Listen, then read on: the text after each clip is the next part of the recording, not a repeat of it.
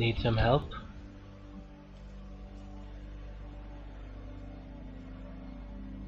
No thanks, I can get it open in a minute. No, you won't.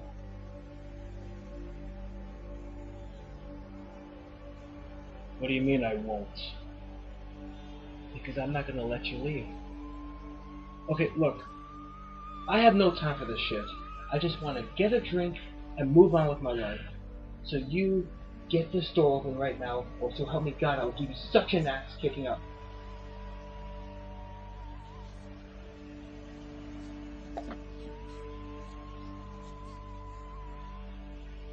You have no idea who you're fucking with, do you? Okay. Where the hell is this coming from? Well, let's see. 1. You reviewed Matilda, which is a sin against God. 2. You shot yourself, so I had to review that stupid Stallone movie. Okay, those seem like relatively minor things. You shut the fuck up, you sorry excuse for a human being. Well, geez, that seems a little harsh. Well, you know, maybe you're right. I mean, even sorry excuses for human beings actually have a reason to live. Jeez, what the hell called up your ass? You shot me in one of your reviews.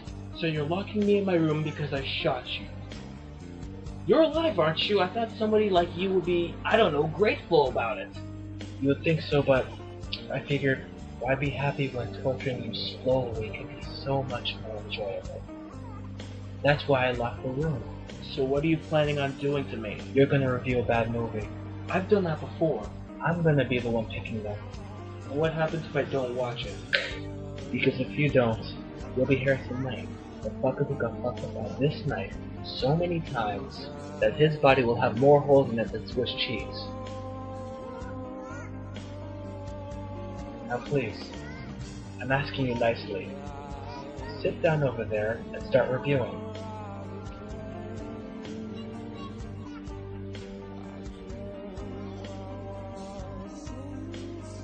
Don't make me ask again.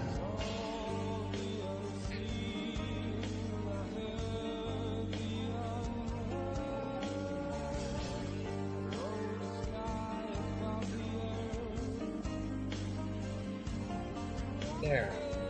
You see what happens when you listen to me? Everything goes smoothly. Now the movie that you'll be reviewing today is the Stepford remake. Enjoy. Oh my god, this is hell. Oh, I've been there. The devil isn't so bad. The Stepford Wives is a 2004 science fiction film that is a remake of the 1975 film of the same name, which in turn is based on a 1972 book written by Ira Levin. The 1975 version was a sci-fi thriller that, from what I have read, was clever, witty, and offbeat, although the main problem was the lurid pacing. Despite some acclaim, this only became a modest hit, only to gain a cult following in later years. 29 years later, the remake was shot. I have 2 reasons why I'm reviewing this movie. Well, 3 if you include... Oh, God. 1, I don't review many remakes, and 2, what really interests me is the production issues. Originally, John and Joan Cusack were going to appear in this movie, but when they dropped out, they were replaced with Nicole Kidman and Matthew Broderick. The movie was initially done with filming, but the cast was called back for reshoots, due to the fact that several changes were made to the new script, which created numerous plot holes. Rumors were that Kidman was so furious with the new script that she considered dropping out. There were fights off camera between director Frank Oz and his fellow actors. Years after this movie was released, Kidman, Broderick, and producer Scott Rudin all say that they regret being involved in this movie. If this isn't a good reason to review this movie, then I have no reason to be alive. Really? I can make up one for you. No, I'm okay now. So the movie begins with the introduction of Joanna Everhart, played by Nicole Kidman, who is a successful television producer for a station called EBS. She introduces a crowd to various television shows, including a reality show called I Can Do Better, where a couple are flown to an island where they will be completely surrounded by professional prostitutes, and by the end of the week, they will choose if they love being with each other or with the prostitutes. I could not make this up if I tried. The husband states that he loves his wife, however, his wife... I would never do anything to hurt him. But I can do better! I understand this is a satire of reality shows right now, but this is downright sociopathic. A reality show that's sole purpose is to test a couple's love with prostitutes. Who would watch a show like this? The husband from the show appears at the preview and shoots at Joanna, blaming her for his fallen marriage. Later on, Joanna finds out that he visited his ex-wife and 5 of her boyfriends, with all of them who he shot and injured. Because when I think of a supposed comedy, I like to think of sociopathic TV shows that not only kill marriages, but also have attempted murder. We have shareholders. I can't let you sink the network. So she is fired because the shows are toxic to affiliates, along with amassing lawsuits that will bankrupt the network.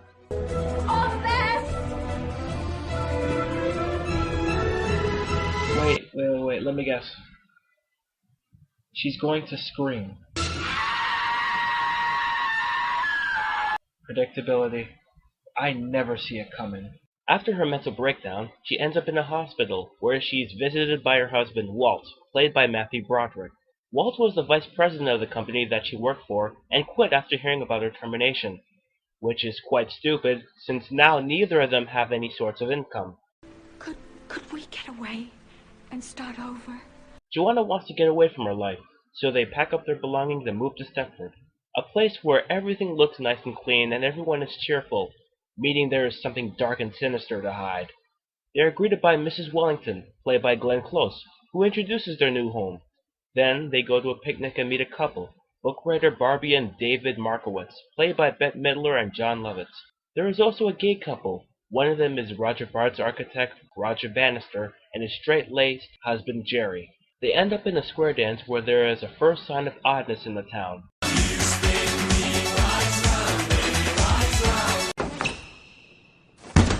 Jesus.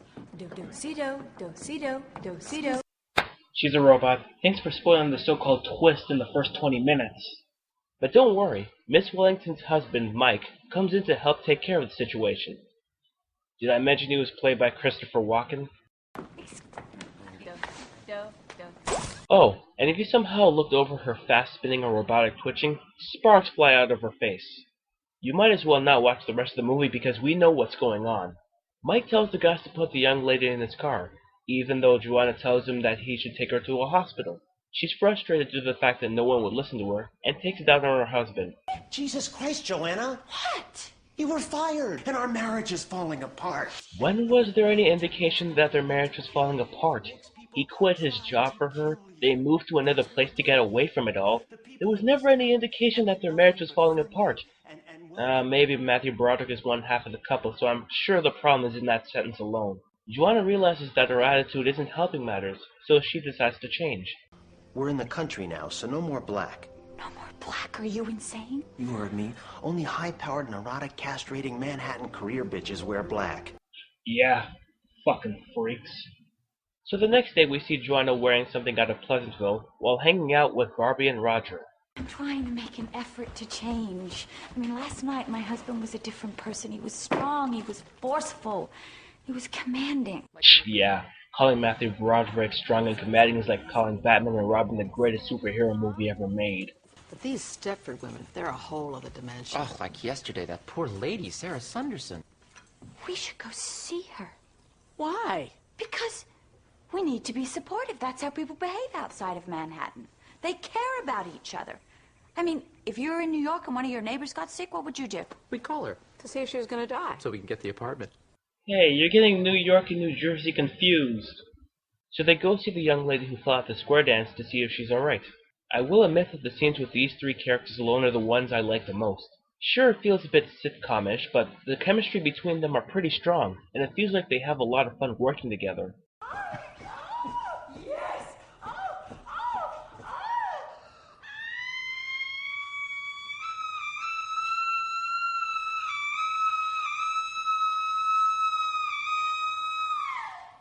Okay, now we know she's a robot. No woman screams like that during sex.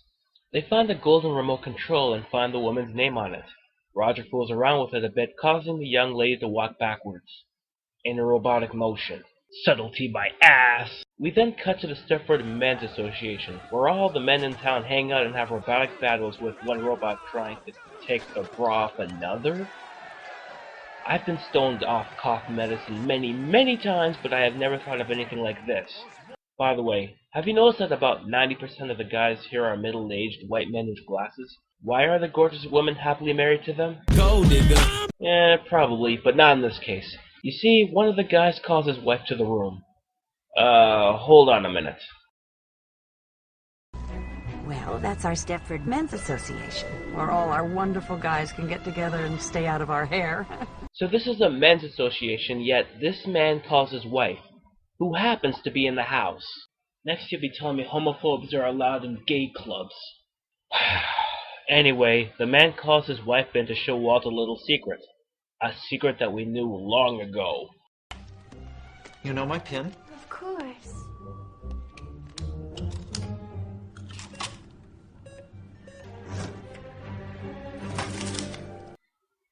Women are made of money. Yes, so the wives of the men are robots, much to the surprise of Walton, and there are remote controls that are used to control them. Pretty much every man's dream come true. Come on! Another visit to the men's association has Roger being invited by his husband, and the next day Joanna and Barbie go to Roger's house and find that, by sneaking around his garbage, most of his favorite things are in the trash. And the Gucci's.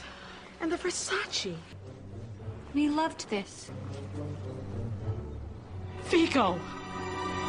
Wait, he has a picture of Orlando Bloom and a shirt with Vigo's face on it, but he doesn't have an Elijah Wood cardboard cutout? Isn't that like every man's dream come true? Isn't it? And the ladies find out that Roger's change of clothing isn't the only thing that is odd. Roger is no longer flamboyant and quirky, but he's a straight-laced and mature presidential candidate clone. Naturally, this disturbs his lady friends, so Joanna decides to move back to the city since the whole thing is freaking her out. Walt calms her down by saying they'll leave tomorrow. However, later that night, a poorly CGI'd dog gives her a remote control that is similar to the one found at the young lady's house, with her name on it. Where did the dog find it? Why does the remote exist if she's not a robot yet? Why is the dog CG when it could be just a real trained dog? Why am I asking you people these questions? So Joanna does some research and finds that the women at Stepford are not what they seem. All of them used to be successful women at one point, but they changed when they moved to Stepford. Are you telling me that no one outside of this town is wondering where they are? One person is making a connection by going to the internet and finding out who these people were? If this town wanted to keep their deepest, darkest secret a secret, you would think the women's names will be changed, or the profile will be deleted from the internet.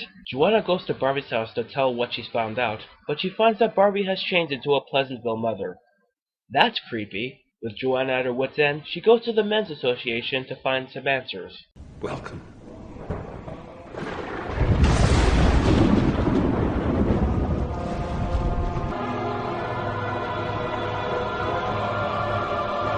Where are my children? They're perfectly safe. Where are my children? You see them soon. Oh yeah, I forgot to mention that they have 2 children. Just replace the words "forgot to mention" with "could give a robotic shit." How could you do this? Ever since we met, you've beaten me at everything. You're better educated. You're stronger, you're faster. You're a better dancer, a better tennis player. A likable person, a better actor, an Academy Award winner. If I keep going, we're gonna be here for decades. Walt is tired of living in his wife's successful shadow, and the husbands of the town feel the same way about their wives. We perfect you. By turning us into robots, does any fraction of these women still exist? Of course. Almost everything. So Walken shows her a presentation that shows a not-so-pretty woman and having her husband put her in a female improvement system, which puts a few computer chips in her brain, and along with a few ingredients, she is a brainless housewife. And this is going to be everywhere in the future. Where the hell do I begin? First of all, if this product is going to be around the world, what's the point of Stepford? The reason Stepford exists was to keep women away from the world and become housewife clones. If the product is released everywhere, then it defeats the purpose of a Stepford town. Second, this is going to be incredibly sexist to women. Are you telling me that housewives are okay with their husbands being more successful than them? But when women are more successful than their husbands, the men actually have a creation to dumb them down? This is a downright perfect example of a double standard. And also, Walt, if you're so concerned about living in your wife's shadow, why did you quit your job? You would have a steady income and not worry about this shit at all. And last but not least, this presentation is wrong. You wanna know how? I'll show you with a few quick clips here. Do-si-do, do-si-do, do-si-do, do-si-do, do. But this presentation says that the only thing different about the woman is that her mind is being controlled, but everything else stays the same. In fact, if we watch further into this, we see that there is a Joanna robot on the table. This doesn't add up. Do you want to know why this happened? 4 words. Test audiences are idiots. You see, originally the women were robots, which would tie everything a bit better and have a few things make sense. However, the test people didn't like this, even though the book did the robot part as well. So the film had to be reshot with this contradiction scene that makes the whole movie fall apart. You know what? While we're on the subject of making test audiences happy by putting in things in movies that make no sense, let's make a movie about Hitler. Yeah, instead of him being the bad guy, we make him the good guy. And you know, instead of him committing suicide in the end, we make him win the confrontation and he becomes president. And all his followers kill all the blacks, Jews, and Asians. And the whole world could be nothing but one big, gigantic abortion. I am available for children's parties right now. My real name isn't Mike. It's just a nickname from where I used to work. Where? Microsoft. NASA. Disney. AOL. Is that why the women are so slow? No, we'd have to be working at Windows 7. So the couple go down below, and the next time we see Joanna, we see her as a Stepford wife. She and Walt go to a town get-together to celebrate her new look. While Joanna has Walken distracted, Walt goes to the robot changing place to set all the women free of the robotic chips. He is successful, and all the women are freed from the men's controls, leaving the men devastated. Control your wives!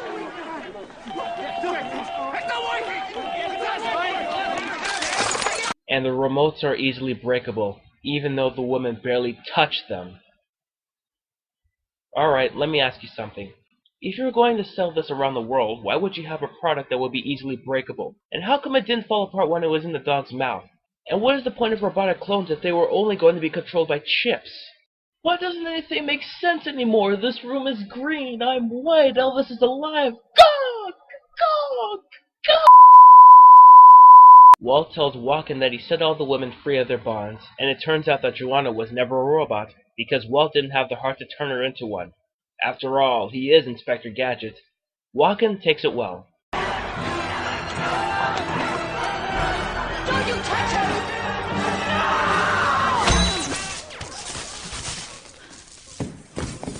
Christopher Walken is a robot? This explains everything about Christopher Walken. It turns out that Miss Wellington is a real lady, unlike the other real ladies who were only changed by computer chips. You see, Miss Wellington used to be a stressed but underloved working girl who was the world's foremost brain surgeon and genetic engineer. In fact, her husband was a real person, but late one night, she caught him cheating on her with her blonde research assistant, so she killed him. She made a robotic version of her husband so he could be a person who other men would look up to, and moved to a place where no one would notice a town filled with robots. Connecticut. Let me get this straight. She makes these women into different people because she caught her husband and assistant having an affair. And she's making the women suffer. How does this make sense? Screw it. She kisses her husband's head, which has consequences.